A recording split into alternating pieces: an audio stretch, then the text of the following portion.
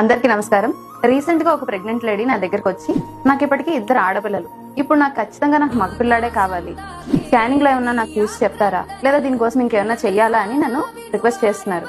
అయితే ఖచ్చితంగా ఎందుకు మగపిల్లాడే కావాలమ్మా అనేసి అడిగితే, నాకు ఇప్పటికి 2 ఆడపిల్లలు, ఇంకా నాకు మళ్ళీ ఆడపిల్లే పడుతుందేమోనని మా హస్బెండ్ నాకు డివోర్స్ ఇచ్చేస్తాను అంటున్నారు, ఇంట్లో బాగా తగులు అయిపోతున్నాయి, అందరూ నన్ను బ్లేమ్ చేస్తున్నారని అంటున్నారు. ఈ రోజుల్లో కూడా చాలా మందికి తెలియని విషయం ఏంటంటే, ఆడపిల్లకి పుట్టడానికి గల కారణం మదర్ కాదు, ఫాదర్. ఇది ఎలాగో నేను చెప్తాను చూడండి. ఆడపిల్ల పుట్టాలంటే 2 X క్రోమోజోమ్లు ఉండాలి. అదే మగపిల్లాడు పుట్టాలంటే ఒక X ఒక Y క్రోమోజోమ్ ఉండాలి. ఫాదర్ దగ్గర నుంచి X క్రోమోజోమ్ వస్తే ఆ బేబీ ఆడపిల్ల అవుతుంది. ఒకవేళ ఫాదర్ దగ్గర నుంచి Y క్రోమోజోమ్ వస్తే ఆ బేబీ సన్ అవుతుంది. అంటే ఏ క్రోమోజోమ్ ఇవ్వాలి అన్నది ఫాదర్ మీదే డిసైడ్ అవుతుంది. కాబట్టి ఆడపిల్ల అయినా మగపిల్ల అయినా డిసైడ్ చేసేది ఫాదరే, మదర్ కాదు. సో అనవసరంగా చిన్న చిన్న దాని కోసం మదర్ ని బ్లేమ్ చేయొద్దు. Thank you.